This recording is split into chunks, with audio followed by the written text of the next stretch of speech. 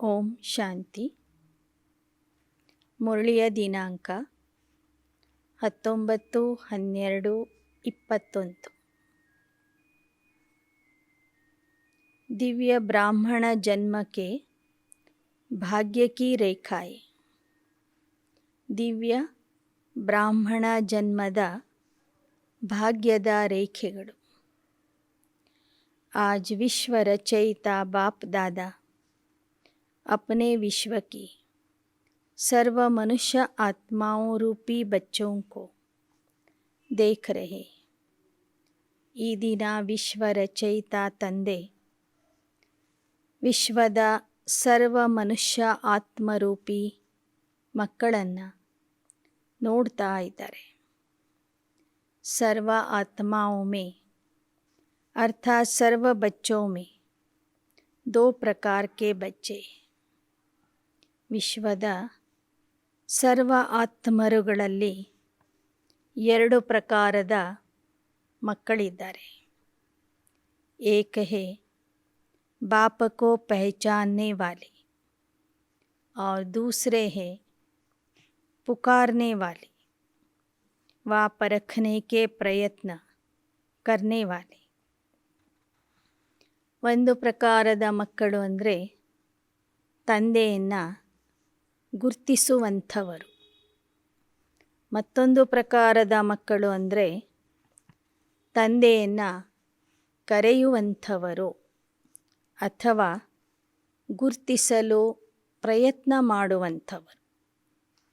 ಲೇಕಿನ್ ಹೇ ಸಭಿ ಬಚ್ಚೆ, ಆದರೆ ಎಲ್ಲರೂ ಸಹ ನನ್ನ ಮಕ್ಕಳೇ ಅಂತ ಹೇಳ್ತಿದ್ದಾರೆ ಬಾ. आज दोनों प्रकार के बच्चों को देख रहे थे. ಈ ದಿನ ಬಾಬಾ 2 ಪ್ರಕಾರದ ಮಕ್ಕಳನ್ನು ನೋಡ್ತಾ ಇದ್ದರು.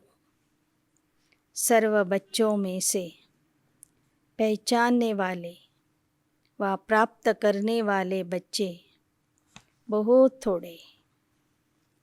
ವಿಶ್ವದ ಸರ್ವ ಆತ್ಮರೂಪಿ ಮಕ್ಕಳಲ್ಲಿ ತಂದೆಯನ್ನು ಗುರುತಿಸುವಂಥವರು, ತಂದೆಯಿಂದ ಪ್ರಾಪ್ತಿ ಮಾಡಿಕೊಳ್ಳುವಂಥವರು ಬಹಳ ಕಡಿಮೆ ಜನ ಇದ್ದಾರೆ. ಗುರುತಿಸುವ ಪ್ರಯತ್ನದಲ್ಲಿ ಇರುವಂಥವರು ಅನೇಕ ಜನ ಇದ್ದಾರೆ. पहचानने वाले बच्चों के मस्तक पर श्रेष्ठ भाग्य की लकीर चमक रही. ಗುರುತಿಸುವಂತಹ ಮಕ್ಕಳ ಮಸ್ತಕದಲ್ಲಿ ಶ್ರೇಷ್ಠ ಭಾಗ್ಯದ ರೇಖೆ ಹೊಳಿತಾ ಇದೆ. सबसे श्रेष्ठ भाग्य की लकीर है बाप द्वारा दिव्य ब्राह्मण जन्म की. ಎಲ್ಲಕ್ಕಿಂತಲೂ ಶ್ರೇಷ್ಠವಾದಂತಹ ಭಾಗ್ಯದ ರೇಖೆ ಆಗಿದೆ ತಂದೆಯಿಂದ ದಿವ್ಯ ಬ್ರಾಹ್ಮಣ ಜನ್ಮ ಪಡೆದಿರುವ ರೇಖೆ. ದಿವ್ಯ ಜನಂ ಕಿ ರೇಖಾ ಅತಿ ಶ್ರೇಷ್ಠ ಚಮಕ್ ರಹಿ. ಯಾರೆಲ್ಲರೂ ತಂದೆಯ ಮಕ್ಕಳಾಗಿದ್ದಾರೆ ಅವರ ಮಸ್ತಕದಲ್ಲಿ ದಿವ್ಯ ಜನ್ಮದ ರೇಖೆ ಸ್ಪಷ್ಟವಾಗಿ ಶ್ರೇಷ್ಠ ರೂಪದಲ್ಲಿ ಹೊಳಿತಾ ಇದೆ. पुकारने वाले बच्चे अनजाने भी मानते हैं कि भगवान ने हमें रचा है, लेकिन अनजान होने के कारण दिव्य जन्म की अनुभूति नहीं कर सकते. ತಂದೆಗೆ ಕರೆಯುವಂಥ ಮಕ್ಕಳು, ಹುಡುಕುವಂಥ ಮಕ್ಕಳು ಸಹ ಹೇಳ್ತಾರೆ ಪರಮಾತ್ಮನೇ ನಮ್ಮನ್ನು ರಚಿಸಿದ್ದಾನೆ, ನಾವು ಪರಮಾತ್ಮನ ರಚನೆಯಾಗಿದ್ದೇವೆ. ಆದರೆ ಅಜ್ಞಾನದ ಕಾರಣದಿಂದ, ಗುರುತಿಸದೇ ಇರುವ ಕಾರಣದಿಂದ ದಿವ್ಯ ಜನ್ಮದ ಅನುಭವ ಅವರಿಂದ ಮಾಡಲಿಕ್ಕೆ ಆಗ್ತಿಲ್ಲ. आप भी कहते हो हमें बाप दादा ने दिव्य जन्म दिया, वह भी कहते भगवान ने रचा, भगवान ही रचयिता है, भगवान ही पालनहार है। लेकिन दोनों के कहने में कितना अंतर है। ತಾವು ಹೇಳ್ತೀರಿ, ಬಾಪ್ ದಾದಾರವರು ನಮ್ಮನ್ನು ರಚನೆ ಮಾಡಿದ್ದಾರೆ, ನಮಗೆ ದಿವ್ಯ ಜನ್ಮ ಕೊಟ್ಟಿದ್ದಾರೆ ಅಂತ. ಅವರೂ ಹೇಳ್ತಾರೆ, ಅಜ್ಞಾನಿಗಳು, ಭಗವಂತನ ರಚನೆ ನಾವಾಗಿದೆ, ಭಗವಂತ ರಚಯಿತ ಆಗಿದ್ದಾನೆ, ಅವನೇ ನಮ್ಮನ್ನು ರಚಿಸಿದ್ದಾನೆ, ಅವನೇ ಪಾಲನ ಕರ್ತ ಆಗಿದ್ದಾನೆ. ಆದರೆ ಅವರ ಹೇಳಿಕೆ ಮತ್ತು ನಿಮ್ಮ ಹೇಳಿಕೆಯಲ್ಲಿ ಬಹಳಷ್ಟು ವ್ಯತ್ಯಾಸ ಇದೆ.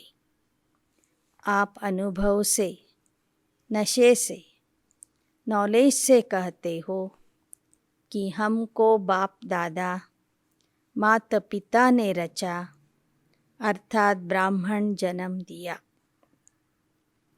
ತಾವು ಮಕ್ಕಳು ಅನುಭವದಿಂದ, ನಶೆಯಿಂದ, ಜ್ಞಾನಸಹಿತವಾಗಿ ಹೇಳ್ತೀರಿ, ನಮಗೆ ಬಾಪ್ ದಾದಾರವರು ಮಾತಾ ಪಿತಾ ಆಗಿ ರಚನೆ ಮಾಡಿದ್ದಾರೆ, ಅಂದರೆ ನಮಗೆ ಬ್ರಾಹ್ಮಣ ಜನ್ಮ ಕೊಟ್ಟಿದ್ದಾರೆ.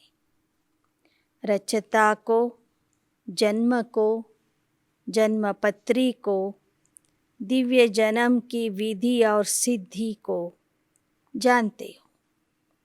ತಾವು ಮಕ್ಕಳು ರಚಯಿತನಾದಂತಹ ತಂದೆಯನ್ನು ಅರ್ಥ ಮಾಡಿಕೊಂಡಿದ್ದೀರಿ. ನಿಮ್ಮ ಜನ್ಮ, ಜನ್ಮ ಪತ್ರಿಕೆ, ದಿವ್ಯ ಜನ್ಮದ ವಿಧಾನಗಳು, ಅದರಿಂದ ಸಿಗುವ ಸಿದ್ಧಿ ಎಲ್ಲವನ್ನೂ ಸಹ ನೀವು ತಿಳ್ಕೊಂಡಿದ್ದೀರಿ. ಎಲ್ಲವೂ ನಿಮಗೆ ಗೊತ್ತಿದೆ. ಹರೇಕ್ ಕೋ ಅಪನಾ ದಿವ್ಯ ಜನ್ಮ ಕಾ ಬರ್ತ್ಡೇ ಯಾದ್ ಹೈನ. ಪ್ರತಿಯೊಬ್ಬರಿಗೂ ನಿಮ್ಮ ದಿವ್ಯ ಜನ್ಮದ ತಿಥಿ ತಾರೀಖು ನೆನಪಿದೆ ತಾನೆ. इस दिव्य जन्म की विशेषता कौन सी है? ಅಲೌಕಿಕ ಜನ್ಮದಿನದ ಸ್ಮೃತಿ ಎಲ್ಲರಲ್ಲಿಯೂ ಇದೆ ಅಲ್ವಾ. ಈ ದಿವ್ಯ ಜನ್ಮದ ವಿಶೇಷತೆ ಏನಾಗಿರ್ತದೆ? ಯಾವುದಾಗಿದೆ? ಸಾಧಾರಣ ಜನ್ಮಧಾರಿ ಆತ್ಮಾಯಿ अपना बर्थडे अलग मनाती, फ्रेंड्स डे अलग मनाती, पढ़ाई का दिन अलग मनाती, और आप क्या कहेंगे? ಸಾಧಾರಣ ಜನ್ಮಧಾರಿ ಆತ್ಮರು ತಮ್ಮ ಜನ್ಮದಿನವನ್ನು ಬೇರೆಯಾಗಿ ಆಚರಿಸ್ತಾರೆ, ಸ್ನೇಹಿತರ ದಿನವನ್ನು ಬೇರೆಯಾಗಿ ಆಚರಿಸ್ತಾರೆ, ವಿದ್ಯೆಯ ಪ್ರಾರಂಭದ ದಿನವನ್ನು ಬೇರೆ ಸಮಯದಲ್ಲಿ ಆಚರಿಸ್ತಾರೆ. ಆದರೆ ನೀವು ಮಕ್ಕಳು ಏನಂತ ಹೇಳ್ತೀರಿ? ಆಪ್ಕಾ बर्थडे भी वही है, मैरिज डे भी वही है, पढ़ाई का दिन भी वही है, मदर डे कहो, फादर डे कहो, एंगेजमेंट डे कहो, सब एक ही है. ಆದರೆ ತಮ್ಮ ಜನ್ಮದಿನವೂ ಅದೇ ಆಗಿದೆ, ಮದುವೆ ದಿನವೂ ಅದೇ ಆಗಿದೆ, ವಿದ್ಯೆಯ ಪ್ರಾರಂಭದ ದಿನವೂ ಅದೇ ಆಗಿದೆ, ನಿಮ್ಮ ತಾಯಿಯ ದಿನವೂ ಅದೇ ಆಗಿದೆ, ತಂದೆಯ ದಿನವೂ ಅದೇ ಆಗಿದೆ, ನಿಶ್ಚಿತಾರ್ಥದ ದಿನವೂ ಅದೇ ಆಗಿದೆ. ಹುಟ್ಟಿದ ದಿನವೇ ನಿಮ್ಮ ಪಾಲಿಗೆ ಪರಮಾತ್ಮನ ಜೊತೆಗೆ ವಿವಾಹ ಮಾಡಿದ ದಿನ ಆಗಿದೆ, ಪರಮಾತ್ಮನ ಶಿಕ್ಷಣವನ್ನು ಕಲೀಲಿಕ್ಕೆ ಪ್ರಾರಂಭ ಮಾಡಿದ ದಿನ ಆಗಿದೆ. ಅದೇ ದಿನ ನಿಮಗೆ ಪರಮಾತ್ಮ ತಾಯಿಯ ರೂಪದಲ್ಲಿ ಸಿಕ್ಕಿದ ದಿನ ಆಗಿದೆ. ಅದೇ ದಿನ ನಿಮಗೆ ಪರಮಾತ್ಮ ತಂದೆಯ ರೂಪದಲ್ಲಿ ಸಿಕ್ಕಿದರೆ ಆ ಕಾರಣದಿಂದ ಅದು ಫಾದರ್ ಡೇನೂ ಆಗಿದೆ, ತಂದೆಯ ದಿನ ಆಗಿದೆ. ಅದೇ ದಿನ ತಂದೆಯ ಜೊತೆಗೆ ನಿಮ್ಮ ನಿಶ್ಚಿತಾರ್ಥ ಆಗಿರುವ ಕಾರಣ ಅದು ನಿಮ್ಮ ಎಂಗೇಜ್ಮೆಂಟ್ ಡೇ ಅಥವಾ ನಿಶ್ಚಿತಾರ್ಥದ ದಿನವೂ ಸಹ ಆಗಿದೆ. ಐಸಾ ದಿವ್ಯ ಜನಮ್ ಕಬ್ ಸುನಾ ಹೇ? ಈ ಥರ ಪ್ರಪಂಚದಲ್ಲಿ ಯಾರ್ದಾದ್ರೂ ಬರ್ತ್ಡೇನೂ ಆವತ್ತೇ, ಮ್ಯಾರೇಜ್ ಡೇನೂ ಆವತ್ತೇ, ಶಿಕ್ಷಣದ ಪ್ರಾರಂಭ ದಿನವೂ ಅವತ್ತೇ, ನಿಶ್ಚಿತಾರ್ಥದ ದಿನವೂ ಅವತ್ತೇ ಇರುತ್ತಾ? ಇಂಥ ಜನ್ಮ ಯಾರಿಗಾದರೂ ಸಿಕ್ಕಿದೆಯಾ? ಸಾರೆ ಕಲ್ಪ में ऐसा दिन आप आत्माओं का फिर कभी भी नहीं आता. ನಿಮಗೂ ಸಹ ಇಡೀ ಕಲ್ಪದಲ್ಲಿ ಇಂತಹ ದಿವ್ಯ ಜನ್ಮ ಎಂದೂ ಸಿಗೋದಿಲ್ಲ. ಇಂಥ ದಿವ್ಯ ಜನ್ಮದಿನ ಆಗಲಿ, ಮದುವೆಯ ದಿನ ಆಗಲಿ, ನಿಶ್ಚಿತಾರ್ಥದ ದಿನ ಆಗಲಿ, ತಂದೆಯ ದಿನ ಆಗಲಿ, ತಾಯಿಯ ದಿನ ಆಗಲಿ, ಒಟ್ಟಿಗೆ ಯಾವ ಸಮಯದಲ್ಲೂ ಸಿಗೋದಿಲ್ಲ. सतयुग में भी बर्थडे और मैरिज डे एक ही नहीं होगा. ಸತ್ಯಯುಗದಲ್ಲೂ ಸಹ ಜನ್ಮದಿನ ಮತ್ತು ಸ್ವಯಂವರದ ದಿನ, ವಿವಾಹದ ದಿನ ಒಂದೇ ಆಗಿರೋದಿಲ್ಲ. लेकिन इस संगम युग के इस महान जन्म की यह विशेषता है और ವಿಚಿತ್ರತಾ भी है. ಆದರೆ ಈ ಸಂಗಮ ಯುಗದಲ್ಲಿ ನಿಮಗೆ ಸಿಕ್ಕಿರುವ ಈ ಮಹಾನ ಜನ್ಮದ, ದಿವ್ಯ ಜನ್ಮದ ವಿಶೇಷತೆಯೂ ಇದೇ ಆಗಿದೆ ಹಾಗೂ ವಿಚಿತ್ರತೆಯೂ ಇದೇ ಆಗಿದೆ. ನಿಮ್ಮ ಈ ಜನ್ಮದಿನ ಒಂದು ಕಡೆ ವಿಶೇಷ ಆಗಿದೆ, ಇನ್ನೊಂದು ಕಡೆ ವಿಚಿತ್ರ ಆಗಿದೆ. वैसे तो जिस दिन ब्राह्मण बने वही जन्मदिन, वही मैरिज दिन है, क्योंकि सभी यही वायदा करते हो, एक बाप दूसरा न कोई. यह दृढ़ संकल्प पहले ही करते हो ना. तुम्ही से खाऊं, तुम्ही से बैठूं, तुम्ही से सर्व संबंध निभाऊं, यह सब ने वायदा किया है ना.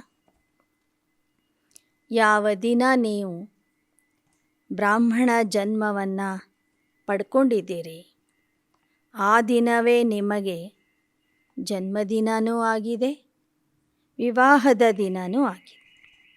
ಯಾಕೆ ಅಂದರೆ ಅದೇ ದಿನ ನೀವು ತಂದೆಯ ಹತ್ತಿರ ಪ್ರತಿಜ್ಞೆ ಮಾಡಿದ್ದೀರಿ. ಒಬ್ಬ ತಂದೆಯ ವಿನಃ ನನಗೆ ಯಾರೂ ಇಲ್ಲ ಅಂತ ಹೇಳಿದ್ದೀರಿ. ದೃಢ ಸಂಕಲ್ಪ ಮಾಡಿದ್ದೀರಿ. ಬಾಬಾ, ನಿನ್ನ ಜೊತೆಗೇ ಊಟ ಮಾಡ್ತೀನಿ, ನಿನ್ನ ಜೊತೆಗೇ ಕೂತ್ಕೊಳ್ತೇನೆ, ನಿನ್ನ ಜೊತೆಗೇ ಓಡಾಡ್ತೀನಿ, ನಿನ್ನ ಜೊತೆಗೆ ಸರ್ವ ಸಂಬಂಧಗಳನ್ನು ನಿಭಾಯಿಸುತ್ತೇನೆ ಅಂತ ತಾವೆಲ್ಲರೂ ತಂದೆಯ ಹತ್ತಿರ प्रतिज्ञा ಮಾಡಿದ್ದೀರಿ.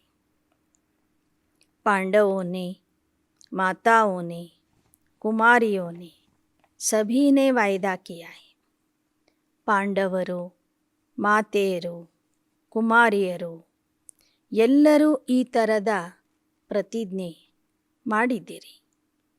तो और कहाँ स्वप्न में भी मन नहीं जा सकता. ಪ್ರತಿಜ್ಞೆ ಮಾಡಿದ್ದೀರಿ, ದೃಢ ಸಂಕಲ್ಪ ಮಾಡಿದ್ದೀರಿ ಅಂದ ಮೇಲೆ ನಿಮ್ಮ ಮನಸ್ಸು ಸ್ವಪ್ನದಲ್ಲಿಯೂ ಸಹ ಬೇರೆ ಕಡೆಗೆ ಹೋಗಬಾರದು, ಬೇರೆಯವರ ಹತ್ತಿರ ಹೋಗಬಾರದು. ಐಸೆ ಪಕ್ಕೆ ಹೋನ ವಾ ಕೋಯಿ ಸಾಥಿ ಚಾಹಿಯೆ. ಆ ಥರ ನೀವು ತಂದೆಯ ಪಕ್ಕಾ ಪಕ್ಕಾ ಮಕ್ಕಳು, ಪಕ್ಕಾ ಪಕ್ಕಾ ಸತಿಯರು, ಪಕ್ಕಾ ಪಕ್ಕಾ ಸಾಥಿ ಆಗಿದ್ದೀರಿ ತಾನೆ? ಅಥವಾ ಯಾರಾದರೂ ದೇಹಧಾರಿ ಸಾಥಿ ಬೇಕೇನೋ? सेवा के लिए कोई विशेष साथी चाहिए? तो साथी दिवस किसका मनाएंगे? सेवाधारी साथी का, वह बाप साथी है, उसका दिवस मनाएंगे. ಪ್ರಪಂಚದಲ್ಲಿ ಸ್ನೇಹಿತರ ದಿನ ಅಂತ ಆಚರಿಸ್ತಾರೆ, ಸಂಗಾತಿಯ ದಿನ ಅಂತ ಆಚರಿಸ್ತಾರೆ. ಹಾಗಾದರೆ ಆ ದಿನವನ್ನು ತಂದೆಯ ಜೊತೆಗೆ ಇರುವ ಸಂಗಾತಿ ದಿನ, ಸ್ನೇಹಿತರ ದಿನ ಅಂತ ಆಚರಿಸ್ತೀರಾ? ಅಥವಾ ಸೇವೆಯಲ್ಲಿ ಯಾರು ನಿಮಗೆ ಸಹಯೋಗ ಕೊಟ್ಟಿರ್ತಾರೆ, ಯಾರು ಸೇವಾಧಾರಿ ಸಾಥಿ ಆಗಿರ್ತಾರೆ, ಅವರ ಒಂದು ದಿನವನ್ನು ಆಚರಿಸ್ತೀರಾ? ಸಾಥಿ ದಿನ ಅಂದರೆ ದೇಹಧಾರಿ ಸಾಥಿಗಳ ದಿನವನ್ನು ಆಚರಿಸ್ತೀರಾ? ಅಥವಾ ನಿರಾಕಾರ ಪರಮಾತ್ಮ ಏನು ಸಾಥಿ ಆಗಿದ್ದಾನೆ ಅವನ ನೆನಪಿಗಾಗಿ ಸ್ನೇಹಿತನ ದಿನವನ್ನು ಆಚರಿಸ್ತೀರಾ? ಫ್ರೆಂಡ್ಶಿಪ್ ಡೇಯನ್ನು ಆಚರಿಸ್ತೀರಾ? चाहे सर्विस करने वाले हैं, चाहे सर्विस लेने वाले, लेकिन सेवा के समय सेवा की, फिर इतने न्यारे और प्यारे बनो जो जरा भी विशेष झुकाव नहीं हो. ಬಾಬಾ ಹೇಳ್ತಾರೆ, ಸೇವೆ ಮಾಡುವಾಗ ನೀವು ಸೇವಾಧಾರಿಗಳ ಸಹಯೋಗ ತಗೊಳ್ಳಿ, ಅಥವಾ ನೀವಾದರೂ ಅವರಿಗೆ ಸಹಯೋಗ ಕೊಡಿ. ಸೇವೆ ಮಾಡುವಂಥವರಾಗ್ರಿ, ಸೇವೆ ತಗೊಳ್ಳುವಂಥವರಾಗ್ರಿ. ಆದರೆ ಸೇವೆಯ ಸಮಯ ಮುಗಿದ ನಂತರ ಸೇವಾಧಾರಿಗಳ ಸಂಬಂಧದಿಂದ ನ್ಯಾರ ಮತ್ತು ಪ್ಯಾರ ಆಗಿಬಿಡಿ. ಸೇವಾಧಾರಿಗಳ ಕಡೆಗೆ, ದೇಹಧಾರಿ ಸೇವಾಧಾರಿಗಳ ಕಡೆಗೆ ಮನಸ್ಸಿನ ಸೆಳೆತ ಎಳೆತ ಇರಬಾರದು. जो सेवा में मदद करेगा वह विशेष होगा ना, चाहे भाई हो व बहन हो. जो विशेष सेवा करता वह विशेष अधिकार भी रखेगा. तो सेवा के साथी बनो, लेकिन साक्षी हो के साथी बनो. ಯಾರು ಸೇವಾ ಕಾರ್ಯದಲ್ಲಿ ಸಹಯೋಗ ಕೊಡ್ತಾರೆ ಅವರು ವಿಶೇಷ ಸೇವಾಧಾರಿ ಆಗಿರ್ತಾರೆ. ಸಹೋದರನೇ ಇರಬಹುದು, ಸಹೋದರಿನೇ ಇರಬಹುದು. ಯಾರು ವಿಶೇಷ ಸೇವೆ ಮಾಡ್ತಾರೆ ಅವರಿಗೆ ವಿಶೇಷವಾದ ಅಧಿಕಾರನೂ ಇರ್ತದೆ. ಆದರೆ ಸೇವೆಯಲ್ಲಿ ನೀವು ಸಾಥಿಯಾಗ್ರಿ, ಅವರಿಗೆ ಅವರ ಅಧಿಕಾರನೂ ಕೊಡಿ. ಆದರೆ साक्षियागी साथी आगरी. साक्षीपन भूल जाता है तो सिर्फ साथी बनने में बाप भूल जाता है. ಸಾಕ್ಷಿಯಾಗಿ ಸೇವೆ ಮಾಡಿರಿ, ಸಾಕ್ಷಿಯಾಗಿ ಸೇವೆ ಮಾಡಿಸ್ಕೊಳ್ರಿ. ಸೇವಾ ಸಾಥಿಗಳನ್ನು ಜೊತೆಗೆ ಇಟ್ಕೊಂಡು ಸೇವೆ ಮಾಡಿರಿ. ಆದರೆ ಸಾಕ್ಷಿ ಸ್ಥಿತಿಯಲ್ಲಿ ಇದ್ದು ಸೇವೆ ಮಾಡಿರಿ. ಸಾಕ್ಷಿ ಸ್ಥಿತಿಯನ್ನು ಮರೆತಾಗ ತಂದೆಯನ್ನೂ ಸಹ ಮರಿತೀರಿ. ಸಾಕ್ಷಿ ಬನ್ ಪಾರ್ಟ್ ಬಜಾನೆ ಕಿ ಪ್ರಾಕ್ಟೀಸ್ ಕರು. ಆದ್ದರಿಂದ ಸೇವಾ ಕ್ಷೇತ್ರದಲ್ಲಿ ಅನೇಕರ ಸಹಯೋಗದಿಂದ ಸೇವೆ ಮಾಡುವಾಗ ಸಾಕ್ಷಿಯಾಗಿ ಪಾತ್ರ ಮಾಡುವ ಅಭ್ಯಾಸ ಮಾಡಿರಿ. ಒಬ್ಬ ತಂದೆಯ ವಿನಃ ಬೇರೆ ಯಾರೂ ಇಲ್ಲ ಎಂಬ ಪ್ರತಿಜ್ಞೆ ಪಕ್ಕಾ ಪಕ್ಕಾ ಇರಲಿ. हर बच्चे के मस्तक पर विशेष 4 भाग्य की लकीरें चमकती एक ದಿವ್ಯ ಜನ್ಮ ಕಿ ರೇಖಾ. ಈ ದಿನ ಬಾಬಾ ಪ್ರತಿಯೊಬ್ಬರ ಮಸ್ತಕದಲ್ಲಿ 4 ಭಾಗ್ಯದ ರೇಖೆಗಳನ್ನು ಹೊಳೆಯುವ ರೂಪದಲ್ಲಿ ನೋಡ್ತಾ ಇದ್ದಾರೆ. ಮೊದಲನೇದು ದಿವ್ಯ ಜನ್ಮದ ರೇಖೆ, ಎರಡನೇದು परमात्मा पालना की रेखा, तीसरी परमात्मा पढ़ाई की रेखा और चौथा निस्वार्थ सेवा की रेखा. ಪ್ರತಿಯೊಬ್ಬರ ಮಸ್ತಕದಲ್ಲಿ 4 ಭಾಗ್ಯದ ರೇಖೆಗಳು ಹೊಳಿತಾ ಇವೆ. ಮೊದಲನೇದು ದಿವ್ಯ ಜನ್ಮದ ರೇಖೆ, ಎರಡನೇದು ಪರಮಾತ್ಮ ಪಾಲನೆಯ ರೇಖೆ, ಮೂರನೇದು ಪರಮಾತ್ಮ ವಿದ್ಯೆಯ ರೇಖೆ, ನಾಲ್ಕನೇದು ನಿಸ್ವಾರ್ಥ ಸೇವೆಯ ರೇಖೆ. सभी के मस्तक में चारों ही भाग्य की रेखाएं चमक रही, लेकिन चमक में और सदा एक रस वृद्धि को प्राप्त करने में फर्क होने के कारण चमक में अंतर दिखाई देता है. ಎಲ್ಲರ ಮಸ್ತಕದಲ್ಲಿ 4 ರೇಖೆಗಳು ಹೊಳಿತಾ ಇವೆ. ಆದರೆ ಆ ರೇಖೆಗಳು ಏಕರಸವಾಗಿ ಬೆಳೀತಾ ಇಲ್ಲ, ವೃದ್ಧಿಯಾಗ್ತಾ ಇಲ್ಲ. ಆ ಕಾರಣದಿಂದ ರೇಖೆಗಳ ಹೊಳಪಿನಲ್ಲಿ ವ್ಯತ್ಯಾಸ ಕಾಣಿಸ್ತಾ ಇದೆ.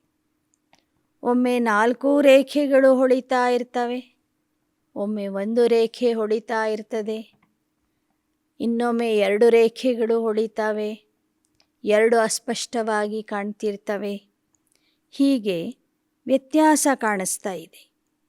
ಆದಿ ಸೆ ಅಬ್ ತಕ್ ಚಾರೋ ಹಿ ರೇಖಾಯೆ सदा यथार्थ रूप से चलती रहे, वह बहुत थोड़ों की. ದಿವ್ಯ ಜನ್ಮ ಪಡೆದ ದಿನದಿಂದ ಇಂದಿನವರೆಗೂ 4 ರೇಖೆಗಳು ಒಂದೇ ಸಮಾನವಾಗಿ ನಡೀತಾ ಇರುವುದು ಅಥವಾ ವೃದ್ಧಿ ಆಗ್ತಾ ಇರುವುದೇನಿದೆ ಅದು ಬಹಳ ಕಡಿಮೆ ಮಕ್ಕಳಲ್ಲಿ ಇದೆ. बीच बीच में कोई न कोई बातें भाग्य की लकीर या तो खंडित होती है व चमक कम होती है, स्पष्ट नहीं होती. ಮಧ್ಯ ಮಧ್ಯದಲ್ಲಿ ಒಂದಿಲ್ಲ ಒಂದು ಕಾರಣದಿಂದ ಭಾಗ್ಯದ ರೇಖೆಗಳಲ್ಲಿ ಕೆಲವು ರೇಖೆಗಳು ಖಂಡಿತ ಆಗ್ತಾ ಇವೆ, ಕೆಲವು ರೇಖೆಗಳ ಹೊಳಪು ಕಡಿಮೆ ಆಗ್ತಾ ಇದೆ, ಕೆಲವು ರೇಖೆಗಳು ಸ್ಪಷ್ಟವಾಗಿ ಕಾಣ್ತಿಲ್ಲ.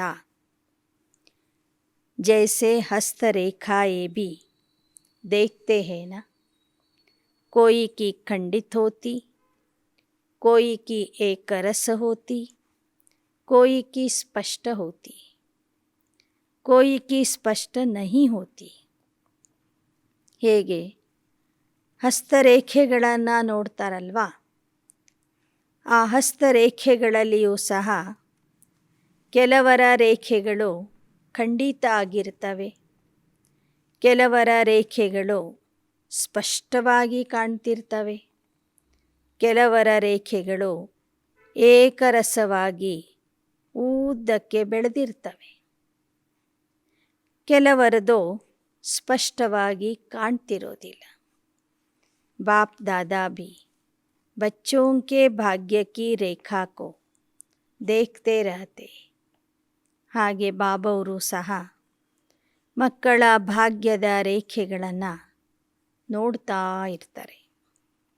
ದಿವ್ಯ जन्म तो सभी ने लिया, लेकिन दिव्य जन्म की रेखा खंडित होती व स्पष्ट नहीं होती, क्योंकि अपने जन्म के धर्म में अखंड नहीं चलता, तो उनके भाग्य की लकीर खंडित होती है. ದಿವ್ಯ ಜನ್ಮ ಎಲ್ಲರಿಗೂ ಸಿಕ್ಕಿದೆ. ಆದರೆ ದಿವ್ಯ ಜನ್ಮದ ರೇಖೆ ಮಾತ್ರ ಎಲ್ಲರಲ್ಲಿಯೂ ಸ್ಪಷ್ಟವಾಗಿ ಕಾಣ್ತಿಲ್ಲ. ಕೆಲವರ ರೇಖೆ ಖಂಡಿತ ಆಗಿದೆ, ಕೆಲವರದು ಸ್ಪಷ್ಟವಾಗಿ ಕಾಣ್ತಿಲ್ಲ. ಏಕೆಂದರೆ ಪ್ರತಿಯೊಬ್ಬ ದಿವ್ಯ ಜನ್ಮಧಾರಿ ಆತ್ಮ ತನ್ನ ಧರ್ಮದಲ್ಲಿ ಅಖಂಡವಾಗಿ ನಡೀತಾ ಇಲ್ಲ. ಬಾಬಾ ಏನು ಧರ್ಮ ಹೇಳಿಕೊಟ್ಟಿದ್ದಾರೆ, ಶಾಂತಿ ಪವಿತ್ರತೆಯಲ್ಲಿರುವಂಥದ್ದು. ಆ ಧರ್ಮದಲ್ಲಿ ಕೆಲವರು ನಿರಂತರವಾಗಿ ನಡೀತಾ ಇಲ್ಲ. ಆಗ ಅವರ ಭಾಗ್ಯದ ರೇಖೆ ಖಂಡಿತ ರೂಪದಲ್ಲಿ ಕಾಣಿಸ್ತದೆ, ಖಂಡಿತ ಆಗಿರ್ತದೆ. ಧರ್ಮ ಕ್ಯಾ ಹೇ, कर्म क्या है, उसको तो जानते हो ना. ಸಂಗಮ ಯುಗದ ಈ ದಿವ್ಯ ಜನ್ಮದ ಧರ್ಮ ಯಾವುದಾಗಿದೆ, ಕರ್ಮ ಯಾವುದಾಗಿದೆ ಅನ್ನೋದು ತಿಳ್ಕೊಂಡಿದ್ದೀರಿ ತಾನೆ. ऐसे ही परमात्मा पालना में तो सभी ब्राह्मण चल रहे. ಇನ್ನು ಎರಡನೇ ರೇಖೆಯ ಬಗ್ಗೆ ಬಾಬಾ ಹೇಳಿದರು, ಪರಮಾತ್ಮ ಪಾಲನೆಯ ರೇಖೆ ಅಂತ. ಆ ಪರಮಾತ್ಮ ಪಾಲನೆಯಲ್ಲಿ ಎಲ್ಲ ಬ್ರಾಹ್ಮಣ ಆತ್ಮರು ಸಹ ನಡೀತಾ ಇದ್ದಾರೆ, ಪಾಲನೆಯನ್ನು ಪಡಿತಾ ಇದ್ದಾರೆ. ಚಾಹೆ ಸಮರ್ಪಿತ ಹೋ, ಚಾಹೆ ಪ್ರವೃತ್ತಿ ಮೇ ಹೋ, ಲೇಕಿನ್ ಬಾಪ್ ಕೆ ಡೈರೆಕ್ಷನ್ ಸೆ ಚಲ್ ರಹೆ. ಸಮರ್ಪಿತ ಮಕ್ಕಳೇ ಆಗಿರಬಹುದು, ಪ್ರವೃತ್ತಿಯಲ್ಲಿ ಇರುವಂಥ ಮಕ್ಕಳೇ ಆಗಿರಬಹುದು. ಎಲ್ಲರೂ ತಂದೆಯ ಆದೇಶದ ಪ್ರಕಾರ ನಡೀತಾ ಇದ್ದೀರಿ. ಪ್ರವೃತ್ತಿ ವಾಲೆ ಕ್ಯಾ ಕಹೇಂಗೆ, ಅಪನಾ ಕಮಾಯಾ ಹುವಾ ಖಾತೆ ಹೋ ವಾ ಬಾಪ್ ಕಾ ಖಾತೆ ಹೋ.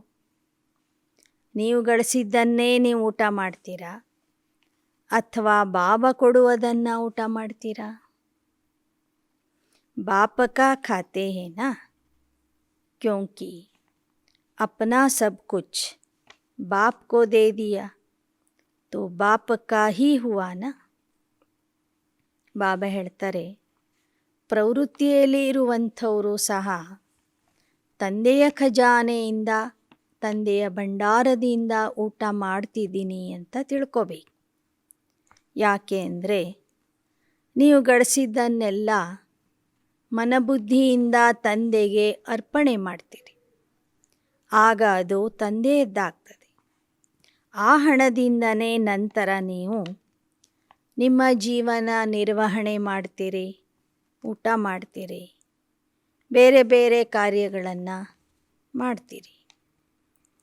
ಚಾಹೆ ಕಮಾತೆ ಭೀ ಹೋ, लेकिन कमाया हुआ धन बाप के हवाले करते हो या अपने काम में लगाते हो.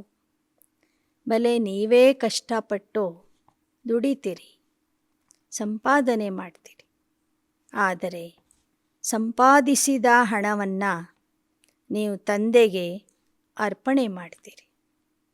ಅರ್ಪಣೆ ಮಾಡಿದ ನಂತರ ಅದನ್ನು ಉಪಯೋಗಿಸ್ಕೊಡ್ತೀರಿ. ಅಂದರೆ ಟ್ರಸ್ಟಿ ಹೋಗೇನಾ, ಆಗ ನೀವೇನಾಗ್ತೀರಿ, ಟ್ರಸ್ಟಿ ಆಗ್ತೀರಿ. ಟ್ರಸ್ಟಿ ಕಾ ಅಪನಾ ಕುಚ್ ನಹೀ ರಹತಾ. ಯಾರು ಟ್ರಸ್ಟಿ ಆಗಿರ್ತಾರೆ ಅವರಿಗೆ ಸ್ವಂತದ್ದು ಏನೂ ಇರೋದಿಲ್ಲ.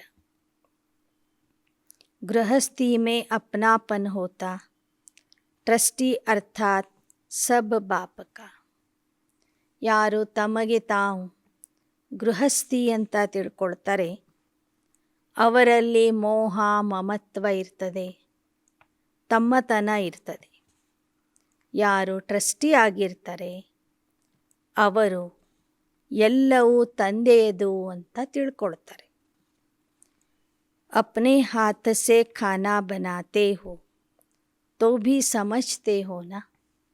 ಕಿ ಬ್ರಹ್ಮ ಭೋಜನ್ ಖಾ ರಹೆ. ಮನೆಯಲ್ಲಿ ಇರುವಂಥವರು ನೀವೇ ನಿಮ್ಮ ಕೈಯಿಂದ ಅಡುಗೆ ಮಾಡ್ತೀರಿ. ಆದರೆ ಊಟ ಮಾಡುವಾಗ ಏನಂತ ತಿಳ್ಕೊಳ್ತೀರಿ? ನಾನು ಬ್ರಹ್ಮ ಭೋಜನ ಸ್ವೀಕಾರ ಮಾಡ್ತಿದ್ದೀನಿ, ಬ್ರಹ್ಮ ಭೋಜನ ಊಟ ಮಾಡ್ತಿದ್ದೀನಿ. ಪಹಲೆ ಭೋಗ ಕಿಸ್ಕೋ ಲಗಾತೆ ಹೋ? ಬಾಪ ಕೋ ಅರ್ಪಣ್ ಕರ್ತೆ ಹೋ ನಾ. ಮೊದಲು ಭೋಗ ಯಾರಿಗೆ ಇಡ್ತೀರಿ? ತಂದೆಗೆ ಮೊದಲು ಭೋಗ ಅರ್ಪಿಸ್ತಿರಲ್ವ. ಅರ್ಪಣ್ ಕರ್ನಾ ಅರ್ಥಾತ್ ಬಾಪ ಕಾ ಖಾನ. ಮಾಡಿದ ಅಡಿಗೆಯನ್ನು ತಂದೆಗೆ ಅರ್ಪಣೆ ಮಾಡುವುದು ಅಂದರೆ ತಂದೆಯ ಭಂಡಾರದಿಂದ ಊಟ ಮಾಡುವುದು. ಬ್ರಹ್ಮ ಭೋಜನ್ ಖಾತೆ ಹೋ ನಾ. ಚಾಹೆ ಬಚ್ಚೋಂ ಕೆ ಅರ್ಥ ಭಿ ಲಗಾತೆ ಹೋ, ವಹ ಭಿ ಡೈರೆಕ್ಷನ್ ಅನುಸಾರ ಲಗಾತೆ ಹೋ. ಗೃಹಸ್ಥಿಗಳು ನೀವೇ ದುಡಿದಿದ್ದನ್ನು, ನೀವೇ ಮಾಡಿದ್ದನ್ನು ಊಟ ಮಾಡ್ತೀರಿ. ಆದರೂ ಸಹ ಅದು ಬ್ರಹ್ಮ ಭೋಜನ ಆಗಿರ್ತದೆ. ಯಾಕೆ ಅಂದರೆ ಎಲ್ಲವನ್ನು ತಂದೆಗೆ ಅರ್ಪಿಸಿರ್ತೀರಿ. ಟ್ರಸ್ಟಿಯಾಗಿ ನಡೀತೀರಿ. ಮಕ್ಕಳ ಸಲುವಾಗಿ ಖರ್ಚನ್ನೂ ಮಾಡ್ತೀರಿ. ಅದು ಸಹ ತಂದೆಯ ಆದೇಶದ ಪ್ರಕಾರ ಖರ್ಚು ಮಾಡ್ತೀರಿ. ऐसे प्रवृत्ति में रहने वाले चाहे तन लगाते चाहे धन लगाते, बाप की श्रीमत प्रमाण ही अमानत समझ कार्य में लगाते हो, ऐसे करते हो ना. ಹೀಗೆ ಪ್ರವೃತ್ತಿಯಲ್ಲಿ ಇರುವಂತಹ ಮಕ್ಕಳೂ ಸಹ ನಿಮ್ಮ ತನು ಮನ ಧನವನ್ನು ಶ್ರೀಮತದ ಆಧಾರದಿಂದ ಖರ್ಚನ್ನು ಮಾಡ್ತೀರಿ. ತಂದೆ ಕೊಟ್ಟಂತಹ ಕಾಣಿಕೆ ಅದು ತಂದೆ ಕೊಟ್ಟಂಥ ಆಸ್ತಿ ಅಂತ ತಿಳ್ಕೊಂಡು ಅದನ್ನು ಕಾರ್ಯದಲ್ಲಿ ಉಪಯೋಗಿಸುತ್ತೀರಲ್ವ. ಅಮಾನತ್ ಮೇ ಖ್ಯಾನತ್ ಅಥವಾ ಮನ್ಮತ್ತೋ ನಹಿ ಮಿಲಾತೆ ಹೋನ.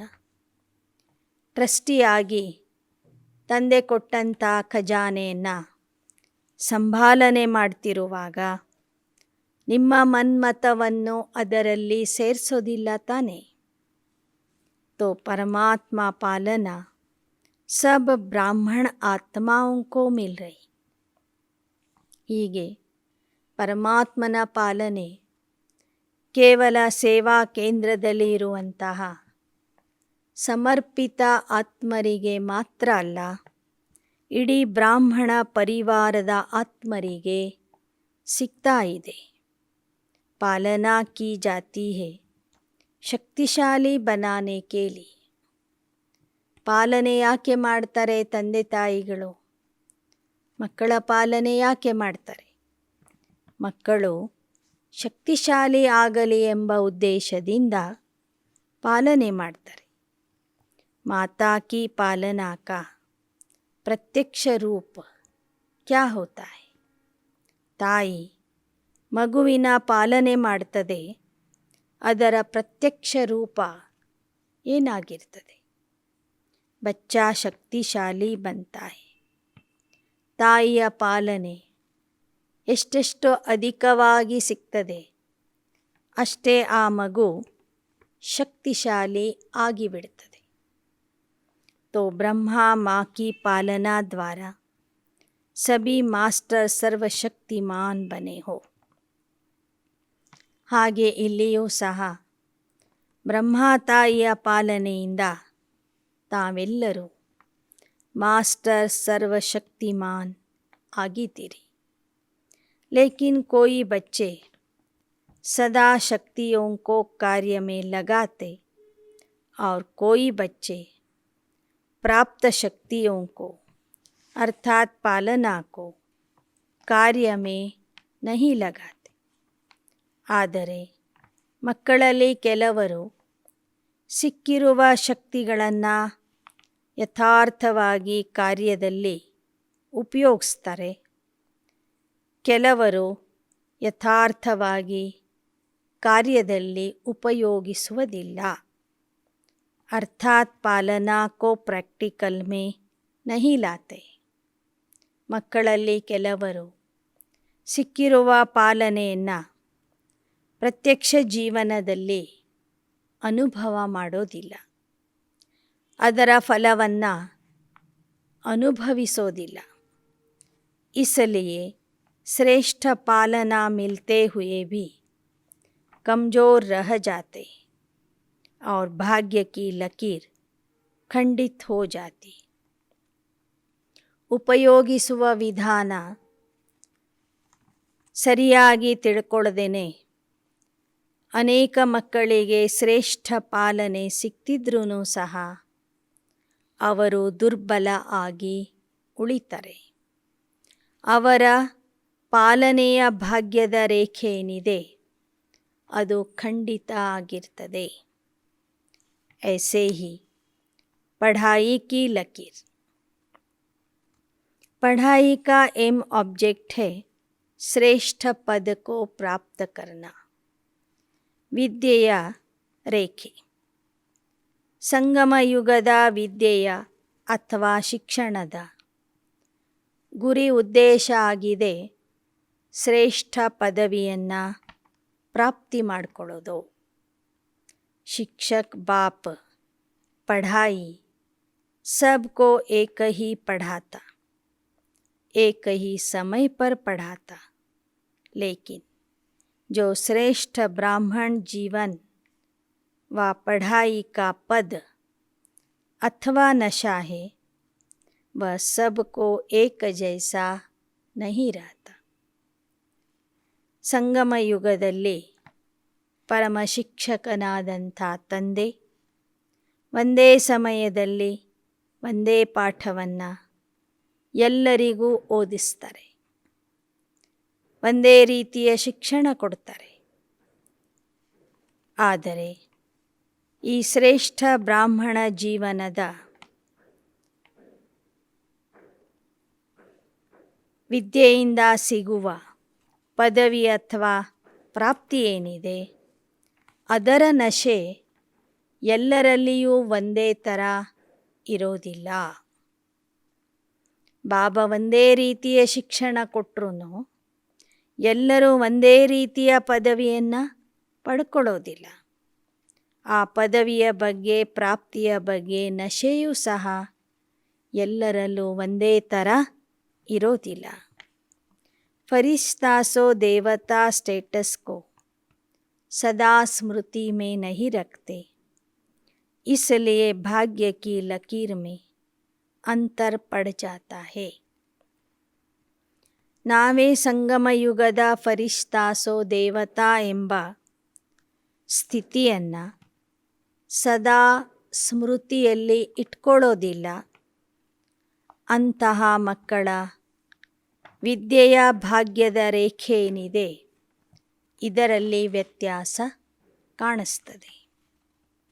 ऐसे ही सेवा की लकीर.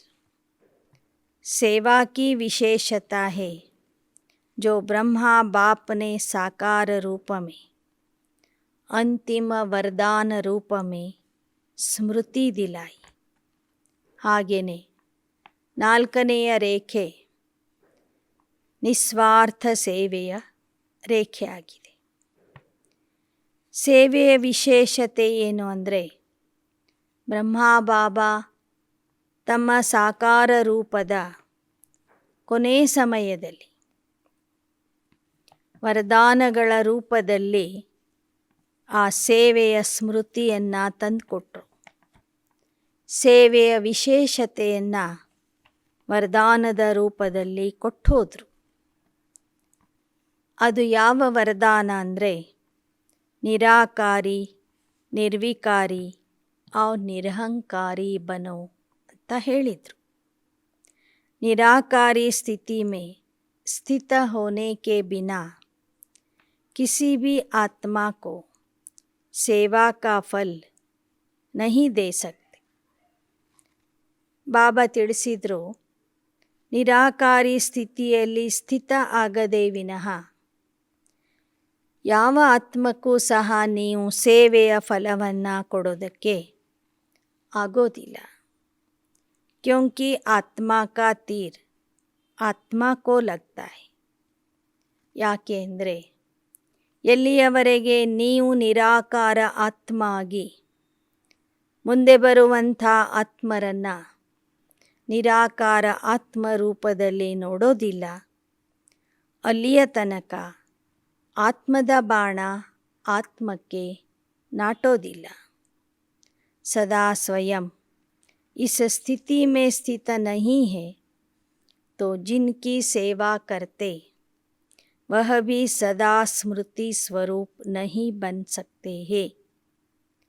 ಯಾವ ಮಕ್ಕಳು ತಮ್ಮ ಮೂಲ ನಿರಾಕಾರಿ ಸ್ಥಿತಿಯಲ್ಲಿ ಸ್ಥಿತ ಆಗಿ ಸೇವೆ ಮಾಡೋದಿಲ್ಲ, ಅವರು ಸದಾ ಸ್ಮೃತಿ ಸ್ವರೂಪ ಆಗೋದಿಲ್ಲ. ಅವರು ಯಾರ ಸೇವೆ ಮಾಡ್ತಾರೆ ಅವರೂ ಸಹ ಸದಾ ಸ್ಮೃತಿ ಸ್ವರೂಪ ಆಗೋದಿಲ್ಲ. ऐसे ही निर्विकारी कोई भी विकार का अंश अन्य आत्मा के शूद्र वंश को परिवर्तन कर ब्राह्मण वंशी नहीं बना सकता. ಹಾಗೆ ಸೇವೆ ಮಾಡುವಂಥವರು ಸಂಪೂರ್ಣ ನಿರ್ವಿಕಾರಿ ಆಗಿರಲಿಲ್ಲ ಅಂದರೆ ಅವರು ಅನ್ಯ ಆತ್ಮರಲ್ಲಿ ಇರುವಂತಹ ವಿಕಾರದ ಅಂಶಗಳನ್ನು, ಶೂದ್ರ ವಂಶವನ್ನು ಪರಿವರ್ತನೆ ಮಾಡಿ ಅವರನ್ನು ಬ್ರಾಹ್ಮಣ ವಂಶಿಯನ್ನಾಗಿ ಮಾಡಲಿಕ್ಕೆ ಆಗೋದಿಲ್ಲ. ಯಾವ ಮಕ್ಕಳು ನಿರ್ವಿಕಾರಿಯಾಗಿ ಸೇವೆ ಮಾಡೋದಿಲ್ಲ ಅವರು ಅನ್ಯರನ್ನೂ ಸಹ ವಿಕಾರಿಯಿಂದ ಪರಿವರ್ತನೆ ಮಾಡಿ ಶೂದ್ರ ವಂಶೀಯರನ್ನು ಬ್ರಾಹ್ಮಣ ವಂಶೀಯರನ್ನಾಗಿ ಮಾಡೋದಿಲ್ಲ. उस आत्मा को भी मेहनत करनी पड़ती है, इसलिए मोहब्बत का फल ಸದಾ ಅನುಭವ नहीं कर सकते. ಇವರು ನಿರ್ವಿಕಾರಿಯಾಗಿ ಸೇವೆ ಮಾಡಿಲ್ಲ ಅಂದರೆ ಯಾರ ಸೇವೆ ಮಾಡ್ತಾರೋ ಅವರು ವಿಕಾರಗಳನ್ನು ಬಿಡೋದಕ್ಕೆ ಬಹಳ ಪರಿಶ್ರಮ ಪಡಬೇಕಾಗ್ತದೆ. ಆಗ ಅವರಿಗೆ ಪರಮಾತ್ಮ ಪ್ರೇಮದ ಫಲ ಅನುಭವ ಆಗೋದಿಲ್ಲ. निरहंकारी सेवा का अर्थ है ಫಲಸ್ವರೂಪ ಬಂದ್ ಝುಕನ. ಇನ್ನು ಮೂರನೆಯದು ನಿರಹಂಕಾರಿಯಾಗಿ ಸೇವೆ ಮಾಡುವುದು. ನಿರಹಂಕಾರಿ ಸೇವೆಯ ಅರ್ಥ ಆಗಿದೆ ಫಲಸ್ವರೂಪ ಆಗಿ ಫಲ ಕೊಡುವಂಥವರಾಗಿ ನಮ್ರತೆಯಿಂದ ಬಾಗುವುದು. ಬಿನಾ ನಿರ್ಮಾನ್ ಬನೆ. निर्माण अर्थात सेवा में सफलता नहीं मिल सकती. ನಿರ್ಮಾಣ ಅಂದರೆ ಸ್ಥಾನಮಾನದ ಅಪೇಕ್ಷೆ ಇಲ್ಲದೆ ಎಲ್ಲಿಯವರೆಗೆ ನೀವು ನಮ್ರಚಿತ್ತ ಆಗೋದಿಲ್ಲ ಅಲ್ಲಿಯವರೆಗೆ ನಿರ್ಮಾಣದ ಕಾರ್ಯದಲ್ಲಿ ಅಂದರೆ ನೀವು ಮಾಡುವಂಥ ಸೇವೆಯಲ್ಲಿ ನಿಮಗೆ ಸಫಲತೆ ಸಿಗೋದಿಲ್ಲ. तो निराकारी, निर्विकारी, निरहंकारी इन तीनों वरदानों को सदा सेवा में प्रैक्टिकल में लाना. ಆದ್ದರಿಂದ ನಿರಾಕಾರಿ, ನಿರ್ವಿಕಾರಿ, ನಿರಹಂಕಾರಿ ಭವ ಎಂಬ ಮೂರೂ ವರದಾನಗಳನ್ನು ಸದಾ ಸೇವೆಯಲ್ಲಿ ಪ್ರತ್ಯಕ್ಷ ರೂಪದಲ್ಲಿ ತರಬೇಕು. ಇಸ್ಕೋ ಕಹತೆ ಹೇ ಅಖಂಡ ಸೇವಾ ಕೆ ಭಾಗ್ಯ ಕಿ ರೇಖಾ. ಇದಕ್ಕೆ ಹೇಳ್ತಾರೆ ಸೇವೆಯ ಭಾಗ್ಯದ ಅಖಂಡ ರೇಖೆ ಅಂತ. अब चारों ही भाग्य की रेखाओं को चेक करो कि अखंड है या खंडित है. ಬಾಬಾ ಏನೋ ಮುರಳಿಯ ಪ್ರಾರಂಭದಲ್ಲಿ 4 ಭಾಗ್ಯದ ರೇಖೆಗಳ ಬಗ್ಗೆ ತಿಳಿಸಿದರು. ಆ ಎಲ್ಲ ರೇಖೆಗಳನ್ನು ನಿಮ್ಮ ಮಸ್ತಕದಲ್ಲಿ ಸ್ಪಷ್ಟವಾಗಿ ಕಾಣ್ತಾ ಇವೆಯೋ ಅಥವಾ ಖಂಡಿತ ಆಗಿದೆವೆಯೋ? ಸ್ಪಷ್ಟವಾಗಿ ಕಾಣ್ತಾ ಇದೆಯೋ ಅಥವಾ ಅಸ್ಪಷ್ಟವಾಗಿ ಕಾಣ್ತಾ ಇವೆಯೋ ಅಂತ ನೋಡ್ಕೊಳ್ಳಿ. कोटों में कोई तो बन गए, लेकिन बनना है कोई में भी कोई. ತಾವೆಲ್ಲ ಮಕ್ಕಳು ಕೋಟಿಯಲ್ಲಿ ಕೆಲವರಂತೂ ಆಗಿಬಿಟ್ಟಿದ್ದೀರಿ. ಆದರೆ ಕೆಲವರಲ್ಲಿಯೂ ಕೆಲವರು ಆಗಬೇಕಾಗಿದೆ. जो कोई में भी कोई होगा वही अब सर्व का माननीय और भविष्य में पूजनीय बनता है. ಕೆಲವರಲ್ಲಿಯೂ ಕೆಲವರು ಅಂತ ಯಾರು ಆಗ್ತಾರೆ? ಅಂತಹ ಮಕ್ಕಳು ಸಂಗಮ ಯುಗದಲ್ಲಿ ಎಲ್ಲರಿಂದನೂ ಮಾನನೀಯ ಆಗ್ತಾರೆ, ಸನ್ಮಾನವನ್ನು ಪಡ್ಕೊಳ್ಳುವಂಥವ್ರಾಗ್ತಾರೆ, ಗೌರವವನ್ನು ಪಡೆಯುವಂಥವ್ರಾಗ್ತಾರೆ ಹಾಗೂ ಭವಿಷ್ಯದಲ್ಲಿ ನಂಬರ್ 1 पूजनीय आत्मा ಆಗ್ತಾರೆ.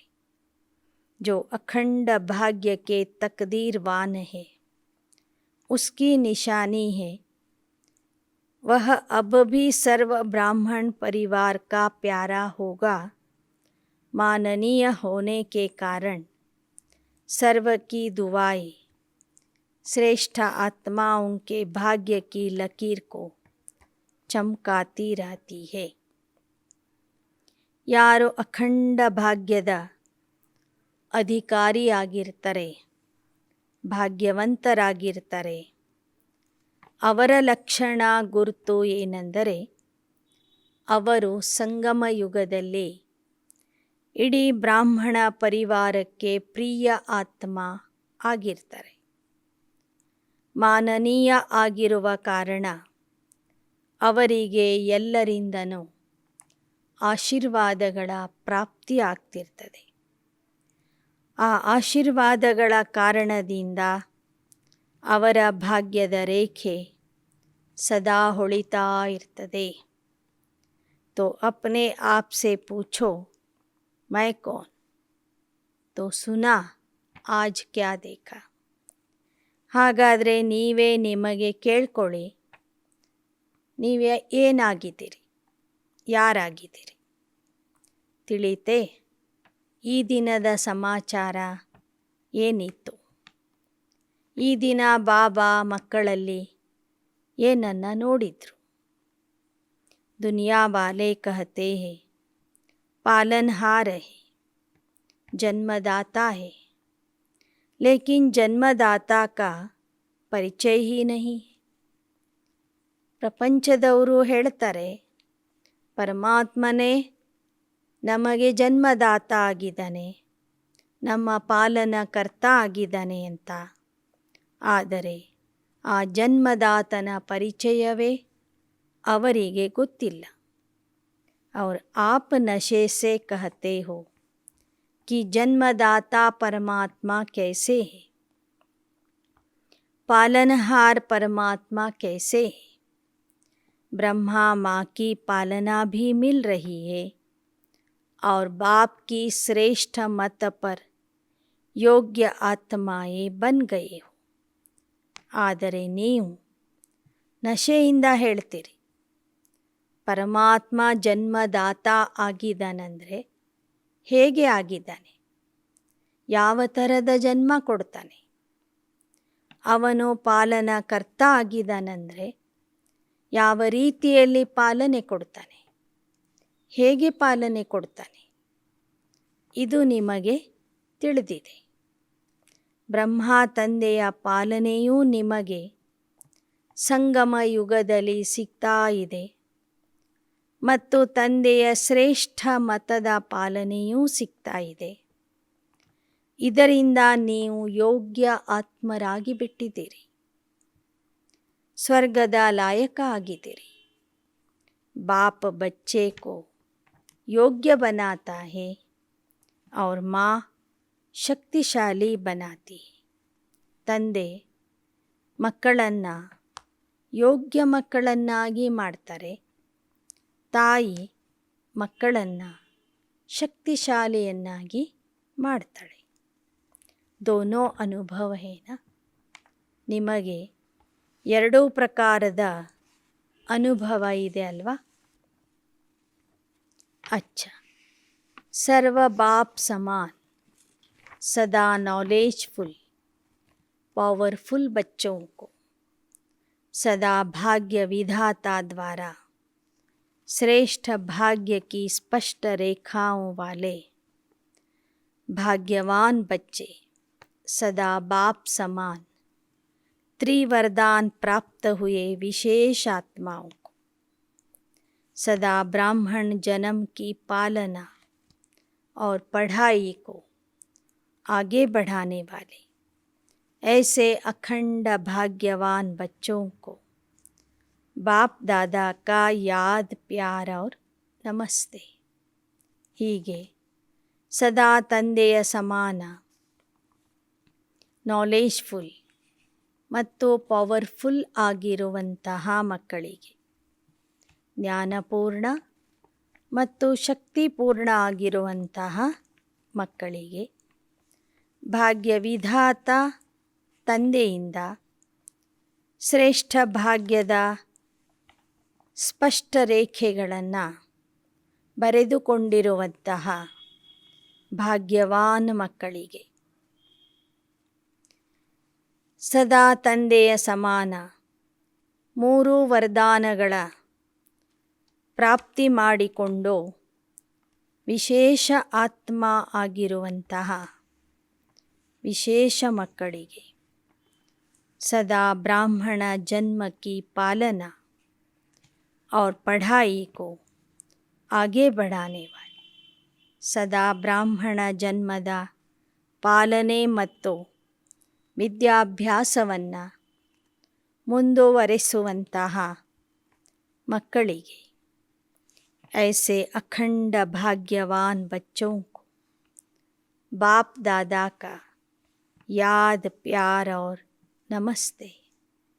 ಇಂತಹ ಅಖಂಡ ಭಾಗ್ಯಶಾಲಿ ಮಕ್ಕಳಿಗೆ ಬಾಪ್ ದಾದಾರವರ ನೆನಪು ಪ್ರೀತಿ ಮತ್ತು ನಮಸ್ತೆ.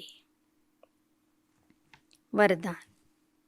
समय और संकल्प सहित अपने सर्व खजानों को विल करने वाले मोह जीत भव. ಸಮಯ ಮತ್ತು ಸಂಕಲ್ಪ ಸಹಿತವಾಗಿ ತಮ್ಮ ಸರ್ವ ಖಜಾನೆಗಳನ್ನು ತಂದೆಗೆ ಅರ್ಪಿಸುವಂತಹ ಮೋಹಜೀತ ಆತ್ಮ ಆಗಿರಿ. जैसे बच्चे को सब कुछ विल किया जाता है, ऐसे आप लोग भी बाप को अपना वारिस बनाकर सब कुछ विल कर दो तो ವಿಲ್ ಪವರ್ ಆ ಜಾಯೇಗಿ. ಹೇಗೆ ತಂದೆ ತಾಯಿಗಳು ತಮ್ಮ ಸರ್ವಸ್ವವನ್ನು ಮಕ್ಕಳಿಗೆ ಅರ್ಪಣೆ ಮಾಡ್ತಾರೆ, ಹಾಗೆ ತಾವು ಸಹ ತಂದೆಯನ್ನು ತಮ್ಮ ವಾರಸುದಾರ ಎಂದು ತಿಳಿದು ಸರ್ವಸ್ವವನ್ನು ಅರ್ಪಣೆ ಮಾಡಿರಿ. ಆಗ ನಿಮ್ಮಲ್ಲಿ ದೃಢ ಸಂಕಲ್ಪದ ಶಕ್ತಿ ಬರುವುದು. ದೃಢ ಸಂಕಲ್ಪ ಸಿದ್ಧಿಯಾಗುವಂಥ ಶಕ್ತಿ ಬರುವುದು. इस विल पावर से ಮೋಹ ಸ್ವತಃ ನಷ್ಟ ಹೋ ಜಾಯೇಗ. ಈ ಒಂದು ದೃಢತೆಯ ಶಕ್ತಿಯಿಂದ ನಿಮ್ಮಲ್ಲಿ ಇರುವ ಮೋಹ ಸ್ವತಃ ನಷ್ಟ ಆಗುವುದು. जैसे साकार बाप ने पूरा ही अपने को विल किया, वैसे आप लोगों की जो स्मृति है, समय और संकल्पों का खजाना है, उसे विल करो. ಹೇಗೆ ಸಾಕಾರ ತಂದೆ ತಮ್ಮ ಸರ್ವಸ್ವವನ್ನು ಶಿವ ತಂದೆಗೆ ಅರ್ಪಿಸಿಬಿಟ್ರು, ಸಂಪೂರ್ಣ ಸಮರ್ಪಣೆ ಆಗಿಬಿಟ್ಟರು. ಹಾಗೆ ತಾವು ಮಕ್ಕಳು ಸಹ ನಿಮ್ಮ ಸ್ಮೃತಿ, ನಿಮ್ಮ ಸಮಯ, ನಿಮ್ಮ ಸಂಕಲ್ಪಗಳ ಖಜಾನೆಯ ಸಹಿತವಾಗಿ ಎಲ್ಲವನ್ನು ತಂದೆಗೆ ಅರ್ಪಿಸಿರಿ. ಅಂದರೆ ಶ್ರೀಮತ್ ಪ್ರಮಾಣ್ ಸೇವಾ ಮೇ ಲಗಾओ. ಶ್ರೀಮತದ ಆಧಾರದಿಂದ ಸೇವೆಯಲ್ಲಿ ಅದನ್ನು ತೊಡಗಿಸಿರಿ. ತೋ ಮೋಹ ಜೀತ ಬಂಧನ್ ಮುಕ್ತ ಬನ್ ಜಾಯೇಂಗೆ.